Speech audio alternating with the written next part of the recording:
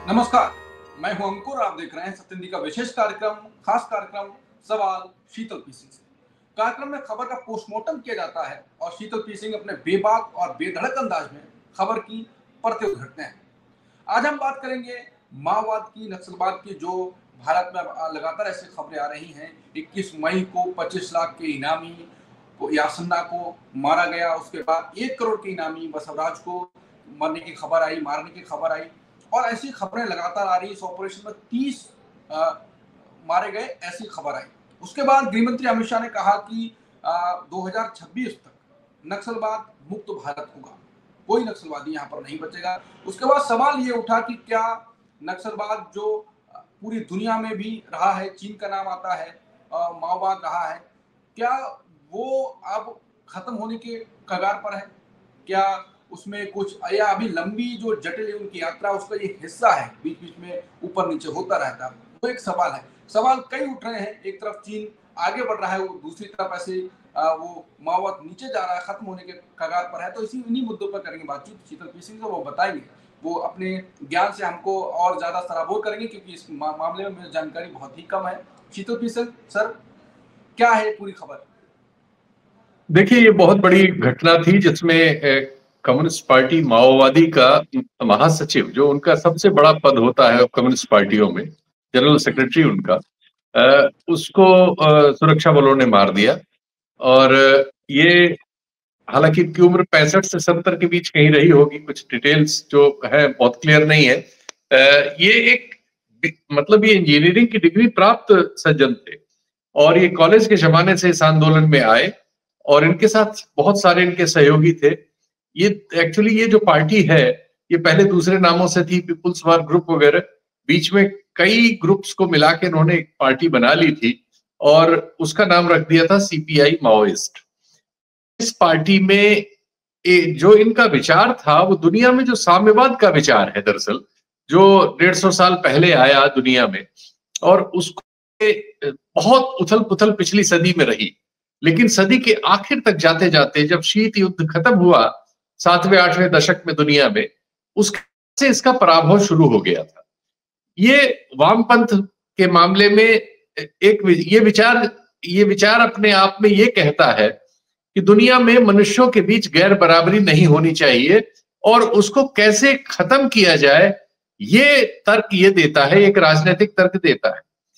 राजनीतिक तर्क पर दुनिया भर में कम्युनिस्ट पार्टियां बनी और पिछली सदी में रूस में जब 17 में क्रांति हो गई तो एक देश बन गया पहले, फिर चीन में हो गई, क्यूबा में हुई, बहुत सारी जगहों में देश दुनिया में हुई और बहुत सारी जगहों में उसकी कोशिश हुई। वो पूरी सदी जो है, आप कह सकते हैं, इस बात से प्रभावित रही। राष्ट्रीय आंदोलन पर भी इसका बहुत असर रहा। भारत में जो कम्युनिस्ट पार्टियां रही, मुख्य तौर पर 3 धाराओं में आप उसे देख सकते हैं। एक CPI, communist party of India, जो सबसे मूल पार्टी थी कम्युनिस्टों की, जो आजादी से पहले बनी थी।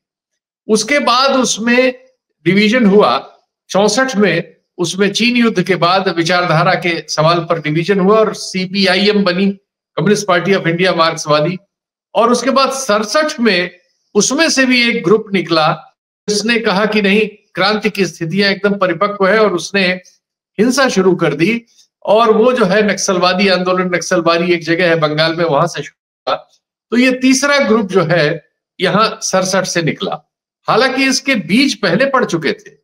जो हैदराबाद है, ये निजाम का स्टेट था आजादी से पहले, और वहां निजाम मुस्लिम समुदाय के थे, लेकिन जनता प्रजा जो थी वो हिंदू समुदाय की थी। उसके बीच किसानों के और जो सामंत, यानी ये जो निजाम थे, इनके रजाकार कहलाते थे, इनके बीच एक बड़ा संघर्ष चला 4 साल। और भारत के आजाद होने के बाद जब भारतीय सेना वहां पहुंची, तब जाके वो खत्म हुआ। और उसमें बहुत मारकाट हुई थी, बहुत लड़ाई हुई थी, बहुत से इलाके कम्युनिस्टों ने कब्जे से निकाल लिए थे निजाम से, ग्रामीण इलाके बहुत सारे। लेकिन बाद में जब भारतीय सेना आ गई तो वो अलग हो गया। तो उस कम्युनिस्टों के बीच विवाद था। उनमें से कुछ लोग चाहते थे कि लड़ाई जारी रखे और वो भारत राज्य से भी लड़ना चाहते थे। वही लोग बाद में, आप कह सकते हैं कि नक्सलवादी, वो धारा ही एक तरह से नक्सलवाद के रूप में फूटी 67 में, जो ये समझती थी कि भारत में क्रांति करने की परिस्थितियां बिल्कुल तैयार है, हथियार लेके निकल जाना चाहिए और उनके नेतृत्व में लोग निकले। और देश में उस जमाने में बहुत रक्तपात हुआ, बंगाल और कई जगह। उससे बहुत सारे पढ़े लिखे बुद्धिजीवी मध्य वर्ग के लोग बहुत प्रभावित थे उस आंदोलन से, क्योंकि वो देश में जो परिस्थितियां थी उनमें तत्काल बदलाव के लिए ज्यादा बेचैन थे। जो मजदूर वर्ग और किसान और ये लोग होते हैं, इनमें सहनशीलता बहुत होती है, क्योंकि हजारों साल से तकलीफें झेलते आ रहे हैं। लेकिन जो मध्य वर्ग से लोग जाते हैं, उनको थोड़ी जल्दबाजी रहती है। तो इसको ये भी कहा जाता है सारी दुनिया में इस तरह की चीजों को, और इसको लेके इसको बचकानापन कहा जाता है वामपंथ में। ऐसी कुछ किताबें भी हैं कुछ लोगों ने। अच्छा, दुनिया में ये चीज, ये धारा सिर्फ भारत तक सीमित नहीं है। दुनिया भर में जो बदलाव की लड़ाई लड़ने वाले हैं उनके बीच ये दो तीन तरह की राय थी। लैटिन अमेरिका के बहुत सारे देशों में, कोलंबिया वगैरह में अभी वो संगठन उपलब्ध है। यूरोप में भी लगभग सारे यूरोप में सभी देशों में इस तरह के संगठन थे। लेकिन जैसा मैंने कहा कि जब कोल्ड वार खत्म हुआ रूस और अमेरिका के बीच, और बाद में सोवियत संघ ढह ही गया, तो इनका तर्क चुक गया। सोवियत संघ जब तक था तब तक इनके पास एक मॉडल था, ये बताते थे कि वो हमारा है, देखिए वहां मजदूरों का शासन है और वहां क्या क्या अच्छा है। तो वो तर्क जो है सोवियत संघ के ढहते ही खत्म हो गए। उससे ये आंदोलन पूरी दुनिया में कमजोर हुआ। और नेपाल वगैरह में बाद में, हालांकि उसके बहुत भी नेपाल वगैरह में वो चलता रहा, कोलंबिया में अभी भी चल रहा है जैसा मैंने बताया, फिलीपींस में भी इसकी थोड़ी बहुत जड़ें हैं। लेकिन तुलनात्मक रूप में आप कह सकते हैं कि लैटिन अमेरिका के बाद भारत ही वो जगह है जहां ये आंदोलन अभी तक है। और अभी वैसे गृह मंत्री ने घोषणा की है कि अगले साल तक इसको वो समाप्त कर लेंगे। और जब एक जनरल सेक्रेटरी को इस तरह से मुठभेड़ में मारने में सुरक्षा बल सफल हुए हैं, तो उनकी बात पे बहुत शक नहीं किया जा सकता। लेकिन एक डेवलप हुआ है, उसको दर्ज करना जरूरी है। अब जो उनकी जगह पर आए हैं सज्जन, अभी तक जो भी इस माओवादी आंदोलन में शीर्ष पदों पर या पॉलिट ब्यूरो वगैरह में थे, वो ज्यादातर तेलुगु भाषी आंध्रा के लोग थे। एक पर्टिकुलर इलाके से ज्यादातर लोग आए थे और वही लोग इसकी लीडर में थे। अब की बार जो लीडर बने हैं वो है मांडवी हिडमा। अभी ये अपुष्ट सूचनाएं हैं, लेकिन मेरे पास ये सूचना आई है कई सोर्सेस से। तो मांडवी हिडमा जो है ये आदिवासी है, और जिस इलाके में इनका बहुत प्रभाव रहा है वो सारा इलाका जंगलों आच्छादित है और आदिवासी इलाका है। अभी अभी मार्च में इस इलाके में, छत्तीसगढ़ में, आयरन ओर के टेंडर किए हैं सरकार ने, और 4 बहुत बड़े उद्योगपतियों को इन टेंडरों का वो दिया गया है। तो सरकार की मंशा इन इलाकों में जो खनिज है, जिसमें और शामिल है और बहुत कोयला शामिल है, और ये आपका एक और खनिज जो उड़ीसा में है, मैं उसका नाम स्लिप कर रहा हूं, वो शामिल है। तो इन सब को निकालने के लिए उद्योगपतियों को ये चाहिए कि वहां इस तरह की इंसर्जेंसी जैसी चीज न रहे, और वहां के आदिवासियों को के हक में यह है कि वो जल जंगल जमीन उनके पास रहे। ये जो कंट्रास्ट है, इसमें नक्सलवादी आंदोलन जो था, वो माओवादी आंदोलन पर्टिकुलरली ये ग्रुप जो था, इसमें उसका दखल था।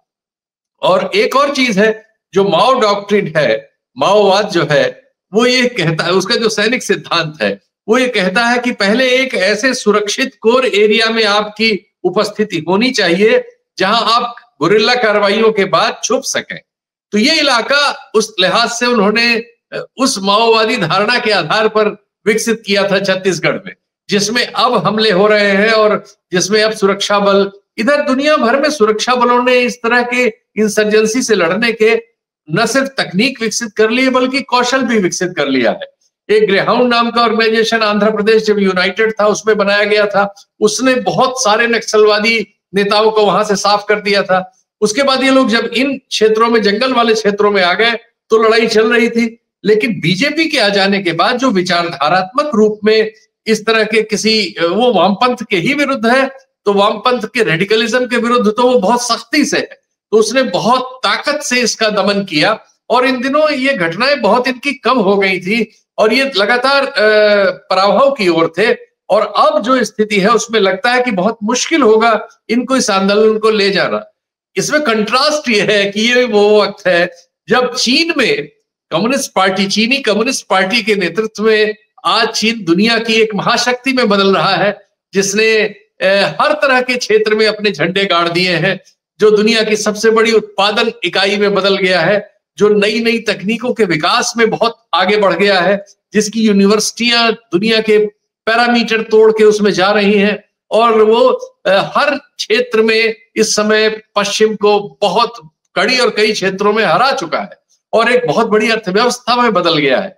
ठीक वैसे दौर में वहां से निकले माओवाद का जो दुनिया भर में पराभव हो रहा है और भारत में भी हो रहा है, ये एक अजीब फेनोमेना है हमारे समय का। और ठीक उस समय भी जब दुनिया में गैर बराबरी शायद मनुष्यता के इतिहास में, जो कैपिटलिज्म का इतिहास होगा, उसमें सबसे ज्यादा हो गई है। दुनिया भर में पूंजी का संकेंद्रण बहुत कम लोगों के पास होता जा रहा है, भारत में भी और अन्य जगहों में भी। लेकिन ऐसे में एक वामपंथी आंदोलन के एक ऐसे हिस्से का जिसने उग्रवाद को और हिंसा को तुरंत क्रांति करने की कोशिश को अपने गले में पट्टे की तरह रखा और उसमें वो इतने साल तक अपनी कुर्बानियां देते रहे और अब आखिरी कहा जा रहा है कि उनका आखिर आ गया है, तो ये एक कंट्रास्ट हमारे सामने है। कुछ पूछना चाह रहे हो तो बिल्कुल पूछो। अब मेरा आखिरी सवाल है, क्योंकि समय भी हो चुका है। आखिरी सवाल में 2 सवाल हैं। बहुत ही आसानी से आम आदमी के सवाल ये उठेगा कि जब भी कोई ऐसा आंदोलन हो तो आम आवाज चाहे कम ही उठे, उठती है, लेकिन जब नक्सलवादी किसी की होती है तो, और वो भी आप भी आंदोलन का जिक्र कर रहे हैं, कुछ नहीं होता, अखबार में खबर छिपती है और गायब हो जाती है खबर। और दूसरा, क्या दशकों में इनकी विचारधारा और रणनीति में कोई अंतर आया? पहले और थी, अभी देखिए चूंकि नक्सलवाद को लेकर भारत में 67 में इसको लेके थोड़ा सा उत्साह था, क्योंकि मैं उस समय बहुत छोटा था, मैं उसको समझ नहीं सकता, लेकिन जब मैं कॉलेज वगैरह में गया तो उसके बारे में पढ़ लिख रहा था, और तब तक हम लोगों के कॉलेज वगैरह में भी इसकी सरगर्मी थी, तो उस समय तो था। अब नक्सलवाद को लेके कोई बहुत सहानुभूति नहीं बची है समाज में और बहुत उथल पुथल हो चुका है। और जैसा मैंने कहा, सोवियत संघ के हट जाने की वजह से, टूट जाने की वजह से साम्यवाद के पक्ष का तर्क ही कमजोर हो गया। कम्युनिस्ट पार्टियां भी तो बहुत कमजोर हो गई हैं, जो संसदीय प्रणाली में और लोकतांत्रिक उसमें ढांचे में अपना काम कर रही हैं। वो भी आप देखिए अब सिर्फ केरल में रह गई है, एक गठजोड़ की सरकार है, पता नहीं कितने दिन। तो कुल मिला के पूरे कम्युनिस्ट आंदोलन का सारी दुनिया में पराभव हुआ है, बावजूद इसके कि चीन जैसे देश में कम्युनिस्ट पार्टी का शासन बना हुआ है और वो बहुत सफलताएं अर्जित कर रहा है दूसरे तरह से। लेकिन अब उसमें कितना साम्यवाद है और कितना कुछ और है, ये सब हमेशा बहस का विषय है। फिलहाल भारत के संदर्भ में ये हम कह सकते हैं कि निश्चित तौर पर ये जो माओवाद है, और हम उसे नक्सलवाद जो कहते हैं, उसके लिए वक्त बहुत ही कठिन है। और जैसी सूचनाएं आ रही हैं, जैसा और सब चीजें आ रही हैं, उससे लगता है कि उनके लिए सरवाइव करना बहुत मुश्किल होगा। लेकिन विचार के तौर पर वो नहीं, कभी नहीं मरेंगे, कहीं नहीं मरे हैं, वो रहेंगे। हाँ, वो पनप पाएंगे कि नहीं, ये नहीं कहा जा सकता। बिल्कुल, तो यहीं पे कार्य को खत्म करते हैं। लगभग हमारा समय हो चुका है। जैसा कि शीतल जी ने कहा, अगर आप यहाँ तक वीडियो देख रहे हैं तो हमें एंड करने के लिए कोई ज्यादा शब्द बोलने की जरूरत नहीं है। तो वही है कि अब यह है कि इनका जो अंत है, हमने कहा जिस प्रकार का माहौल बनाया जा रहा है वो निकट दिखाई दे रहा है। नमस्कार।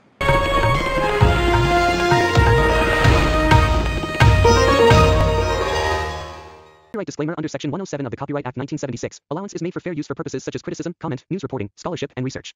Fair use is a use permitted by copyright statute that might otherwise be infringing.